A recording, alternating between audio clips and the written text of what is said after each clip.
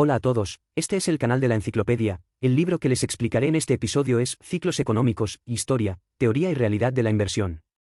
El autor, Bruce Tweed, es un conocido inversor de tendencias. Sus libros Psicología financiera, Sociedad innovadora y 50 años de inversión de tendencias se han traducido a muchos idiomas y se utilizan ampliamente en finanzas. Goza de un alto perfil entre los profesionales. Este libro es un libro de economía para el público en general. Es un clásico de lectura obligada para los lectores que quieran comprender el ciclo económico y para todos aquellos que estén estrechamente relacionados con el ciclo económico. Entonces, ¿cómo se descubren los ciclos económicos? ¿Cuáles son las etapas? ¿Por qué el sector inmobiliario desempeña un papel importante a la hora de influir en los ciclos económicos? ¿Cómo debemos responder a los ciclos económicos? Lo entenderás después de escuchar este programa. La motivación inicial de las personas para estudiar los ciclos económicos proviene principalmente del miedo y la mentalidad de escape ante la crisis económica. En el siglo XVIII, las principales economías europeas y americanas se encontraban en las primeras etapas de los mercados de capitales, y la economía de mercado se desarrolló rápidamente. Junto con esto, de vez en cuando se producían crisis económicas, pero después de cada crisis, la economía marcaría el comienzo de una nueva ola de desarrollo. Estas fluctuaciones cíclicas han atraído a muchos economistas a invertir en investigación. Sin embargo, con la profundización de la investigación, la gente ha descubierto que incluso si no hay shocks externos, las fluctuaciones cíclicas de la economía todavía parecen continuar espontáneamente. La rotación de ida y vuelta entre prosperidad, recesión, depresión y recuperación es como un ineludible fenómeno para los países con economía de mercado, una especie de destino. La exploración de los ciclos económicos por parte de los académicos ha pasado gradualmente del escape a la simbiosis, esperan buscar ventajas y evitar desventajas al comprender la lógica de las operaciones del ciclo. Este libro resume de manera integral y objetiva los principales resultados teóricos de la gente sobre los ciclos económicos en los últimos 300 años. Incluye una narración y revisión del proceso de desarrollo de la teoría del ciclo económico, resume las principales fuerzas impulsoras y estrategias de respuesta de los ciclos económicos y también clasifica el desempeño de los precios de varios tipos importantes de activos en diferentes tipos de ciclos económicos. En esta interpretación, nos fijamos principalmente en las siguientes preguntas. Primero, ¿qué es un ciclo económico? ¿Cómo fue descubierto? Hablemos más sobre cuál es la fuerza impulsora del ciclo económico. Finalmente, analicemos cómo debemos responder al ciclo económico. Primera parte. ¿Qué es un ciclo económico? Según la investigación del autor de este libro, la primera vez que apareció la palabra ciclo en Occidente fue en 1662. En ese momento, el economista británico William Petty utilizó la palabra ciclo en su libro sobre los impuestos. El término se utiliza para referirse al ciclo agrícola británico, pero no es el ciclo económico mencionado en el título de este libro. Una definición de ciclo económico con la que el autor de este libro está de acuerdo proviene del economista estadounidense Wesley Mitchell. En su libro Business Cycle, publicado en 1913, Mitchell dio una breve descripción de la entonces popular teoría del ciclo económico y dio una definición, diciendo que el ciclo económico es la actividad económica general de un país. En un ciclo económico, se producirán en secuencia 4 etapas diferentes de expansión, recesión, contracción y recuperación. Se necesita un ciclo completo de 1 a 12 años, una ronda tras otra. Vueltas y vueltas, se forma la rotación cíclica de la economía. El autor nos recuerda que debemos prestar atención a 2 puntos. Primero, la duración de cada ciclo económico no es fija. Segundo, cuando ocurre, lo que se ve es un shock en la actividad económica general. Como mencionamos anteriormente, el ciclo mencionado por William Petty en el siglo XVII se refiere al ciclo de cosechas agrícolas y malas cosechas. Aunque también puede reflejar shocks, no es un shock general para la economía, por lo que no puede denominarse ciclo económico. Entonces, ¿cuándo comenzó este tipo de shock en la actividad económica general? Según los registros, en el siglo XVIII, los Países Bajos y el Reino Unido experimentaron múltiples crisis económicas a gran escala. Después de cada crisis, la economía se recuperaba y luego marcaba el comienzo de otra etapa de rápido desarrollo. Cuando entró el siglo XIX, Alemania y Estados Unidos también comenzó a vivir una situación similar. Aquí echamos un vistazo a los Países Bajos y el Reino Unido en el siglo XVIII, y a Alemania y Estados Unidos en el siglo XIX. Definitivamente se puede encontrar una cosa en común, todas eran las economías de mercado más desarrolladas del mundo en ese momento. Según el resumen del autor de este libro, el surgimiento de ciclos económicos requiere mecanismos de mercado relativamente maduros y sistemas crediticios y monetarios como apoyo ambiental. La manifestación específica en un país suele ser que las empresas industriales y comerciales representan el cuerpo principal del ciclo económico. Economía y en las actividades económicas. El principal instrumento de transacciones y fijación de precios son los billetes respaldados por crédito nacional. Porque solo cuando se cumplan estas condiciones la economía de un país se convertirá en un todo que tiene un impacto en todo el organismo, y se producirá una situación de shock general, como ya hemos destacado antes. Anteriormente hablamos de que es un ciclo económico. En resumen, se trata de una fluctuación económica general y cíclica que aparece en los países de economía de mercado. Desde la perspectiva actual, esta es una frase muy simple. Pero, de hecho, han pasado más de 100 años entre el surgimiento del fenómeno de los ciclos económicos y su aparición como concepto especializado. ¿Por qué esto es tan? Podemos usar una metáfora en el libro para comprender este problema. El autor mencionó que podemos pensar en la economía global como una máquina en funcionamiento. Es de tamaño enorme, está equipado con varios pistones y engranajes en su interior y emite un ruido estridente al funcionar. Desde esta perspectiva, nosotros, en el sistema económico global, en realidad vivimos en esta máquina. En los siglos XVIII y XIX, la gente no sabía mucho sobre los principios de funcionamiento de las máquinas, sin embargo, podían sentir que de vez en cuando, la máquina sufriría un gran impacto, complicando sus vidas. Entonces, ¿qué debemos hacer? Debemos encontrar formas de evitar este shock. Esto es lo que pensaba la gente en aquel momento ante la crisis económica. ¿Cómo podemos evitar que suceda? En otras palabras, ¿cómo podemos escapar de él? Al principio, los académicos tendían a creer que la prosperidad y la crisis económicas eran causadas por algunos shocks externos o errores de política. Entonces, según esta idea, siempre que encontremos los factores específicos que causaron la crisis económica y luego prescribamos el medicamento adecuado, el problema se puede resolver. Los primeros investigadores identificaron una variedad de factores, como factores monetarios como la oferta monetaria, las tasas de interés y la velocidad de circulación, factores reales como la inversión, el ahorro, el consumo y la producción, así como factores sobrenaturales como la confianza pública y la irracionalidad. Y pánico, factores realistas. Sin embargo, las teorías formadas en torno a estos factores son relativamente fragmentadas y poco sistemáticas. El autor señala que la razón detrás de esto es que estos académicos no se han dado cuenta de que la ocurrencia de crisis económicas es cíclica. Este fenómeno cíclico ocurrirá incluso si no hay factores desencadenantes. Más tarde, un economista francés llamado Clement Jugla publicó un libro en 1862 titulado Sobre la crisis económica y su ciclo de desarrollo en Alemania, Gran Bretaña y Estados Unidos. En este libro, Jugla, a través del análisis estadístico de datos económicos pasados, demostró por primera vez que las crisis económicas recurrentes que ocurrieron en estos países en el pasado no fueron simples eventos independientes, sino intrínsecos a la organización económica. Y recurrencia periódica. Es este ciclicismo que propuso el que aclara los cambios dinámicos detrás del fenómeno de la inestabilidad económica, también hace que este libro tenga un significado revolucionario en la historia del desarrollo económico. Porque, a partir de este momento, nuestro mundo ha descubierto verdaderamente el ciclo económico. En palabras del famoso economista Schumpeter, Jugla descubrió el nuevo mundo, antes solo se habían descubierto algunas islas cerca del continente. El autor también explica la palabra descubrimiento en el libro.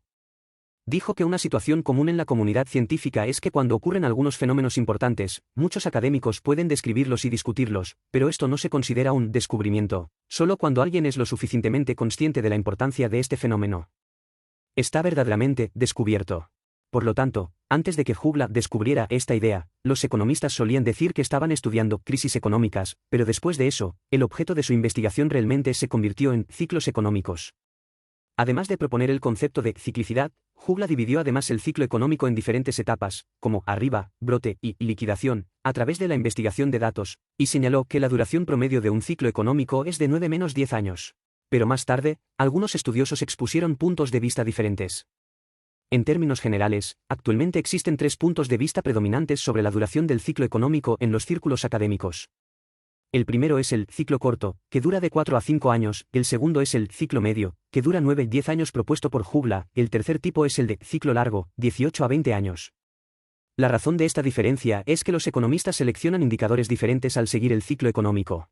Vale la pena señalar que cuanto más largo es el ciclo, más confusos y difíciles de entender son los detalles de los datos económicos, por lo tanto, en términos generales, la precisión de los pronósticos del ciclo es inversamente proporcional a la duración del ciclo.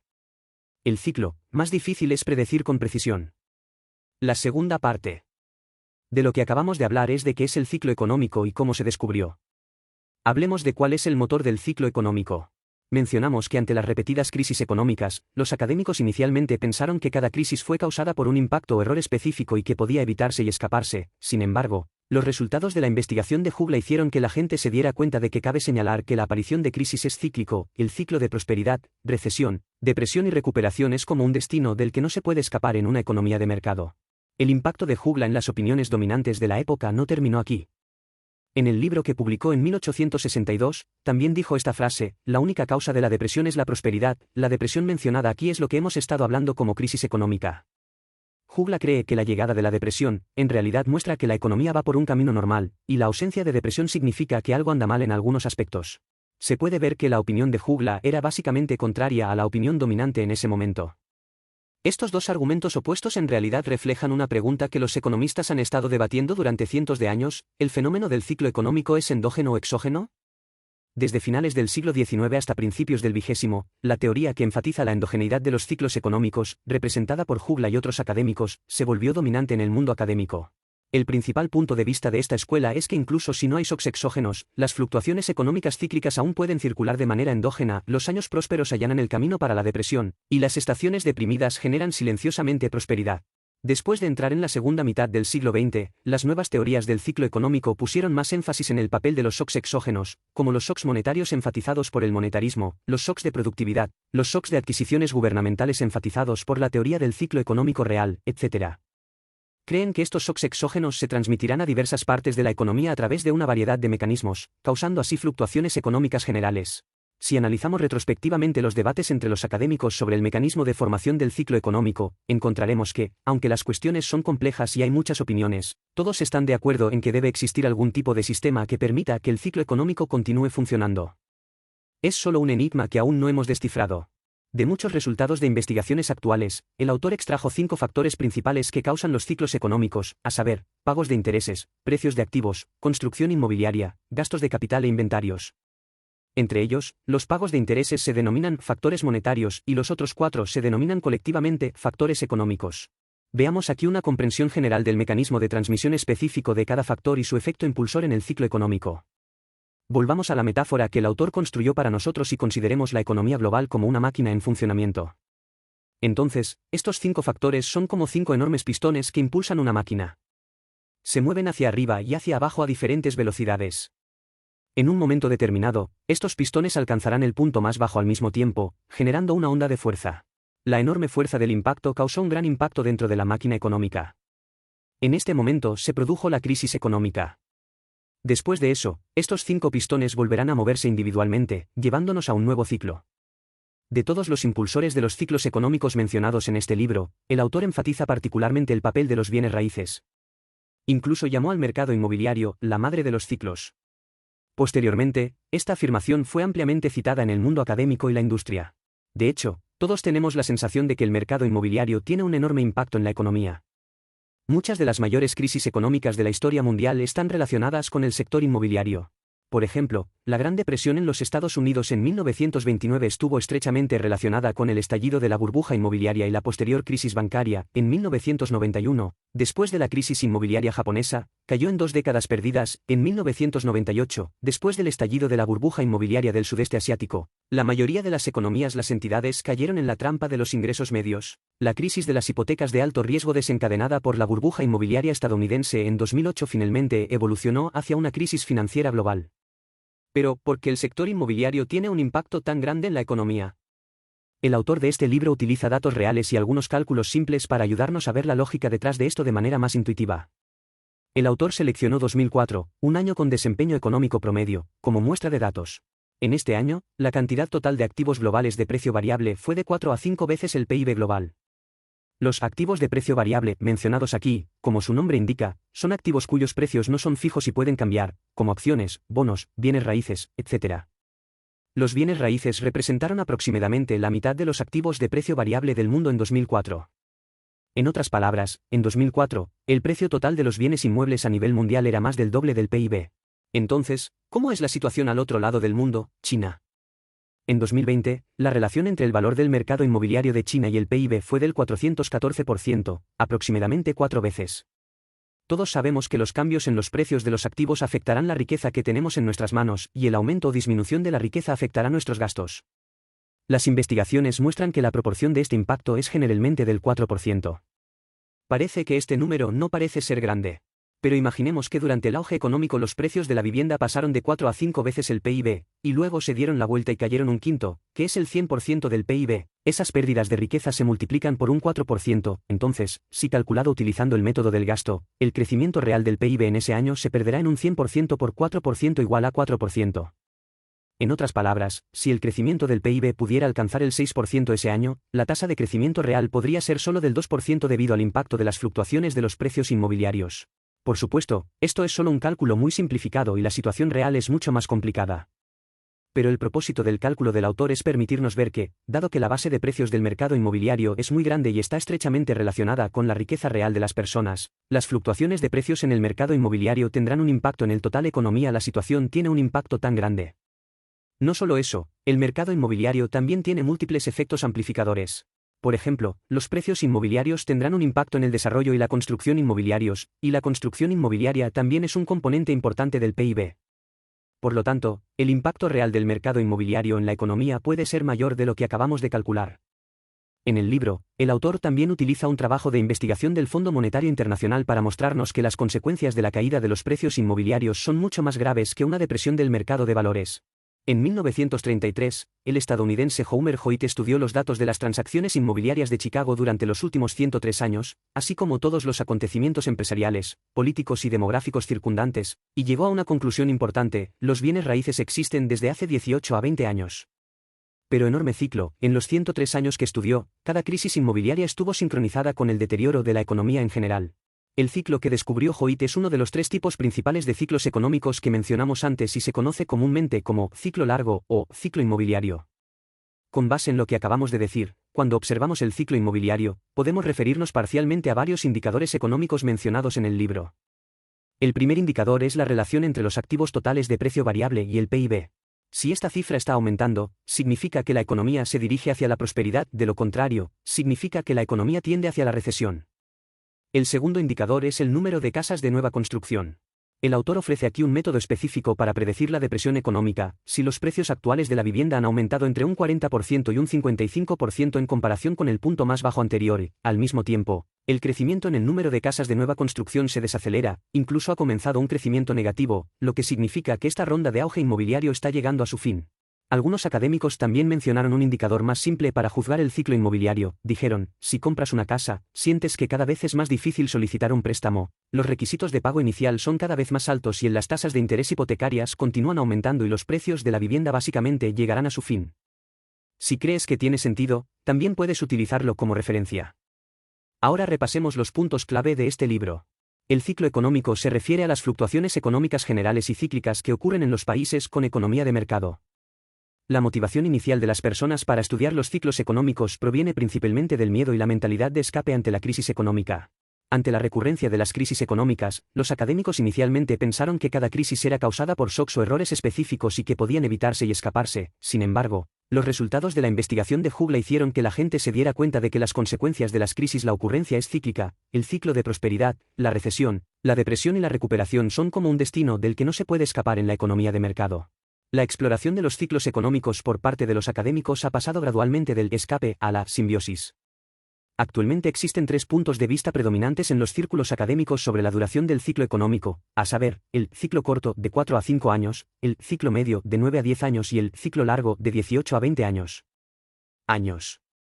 Entre ellos, el ciclo largo también se denomina ciclo inmobiliario. El autor de este libro llama al mercado inmobiliario la madre de los ciclos. La razón es que el mercado inmobiliario no solo tiene una gran base de precios, sino que está estrechamente relacionado con la riqueza real de las personas y también tiene múltiples efectos de amplificación.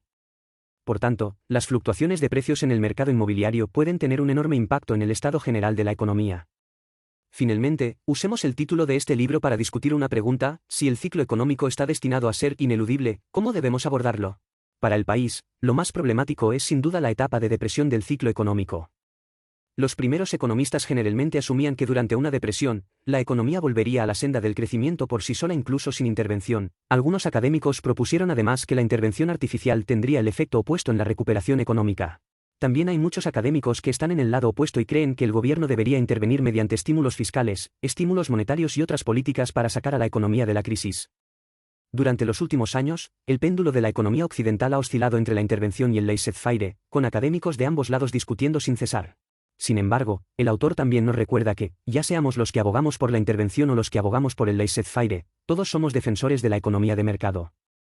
Todos admiten que para volver a encarrilar la economía, la fuerza fundamental aún proviene de la autooperación y reparación del mercado. Por tanto, todos estos debates se basan en la premisa específica de la economía de mercado. Desde una perspectiva de más largo plazo, el ciclo económico es simplemente un fenómeno que ocurre cuando nuestro desarrollo económico y social alcanza una determinada etapa en más de 300 años.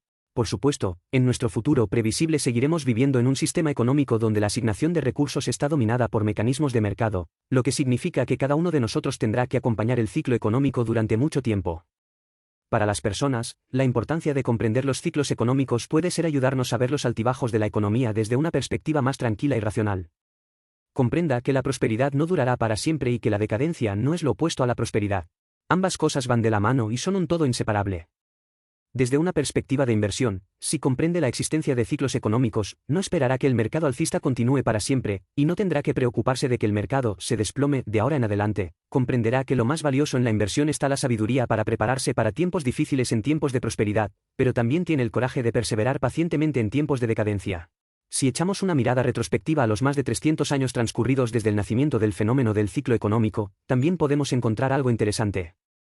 Es decir, los seres humanos siempre son olvidadizos. En periodos de estabilidad y prosperidad, la gente olvida fácilmente el ciclo económico e incluso cuestiona su existencia, mientras que en periodos de recesión y depresión, la atención de la gente al ciclo económico aumentará drásticamente. Por tanto, la investigación humana sobre los ciclos económicos tiene en sí misma ciclicidad. Pero en cualquier caso, lo que debemos recordar es que en la máquina económica en la que nos encontramos actualmente, el poder de los ciclos siempre existe, y su lógica operativa interna aún no está clara ni siquiera para las mentes más inteligentes del mundo. Por lo tanto, ante tal fuerza, quizás la opción más sabia sea permanecer siempre humilde y cauteloso. Porque, a lo largo de la historia, siempre que la gente piensa que ha derrotado al ciclo económico, suele ser el momento en que el castigo de la fuerza cíclica está a punto de llegar. Este es el final de este programa. ¿Cuáles son sus diferentes opiniones al respecto? Bienvenido a dejar un mensaje para discutir con todos. Oye, si te gusta nuestro canal, suscríbete. Jaja, ¿recuerda que te gusta?